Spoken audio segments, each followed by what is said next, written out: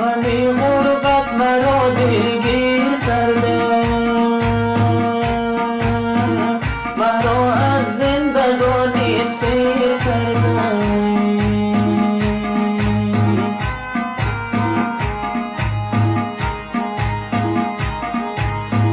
از این سو غربت و تحقیر و خواری، از آن سو داغ مادر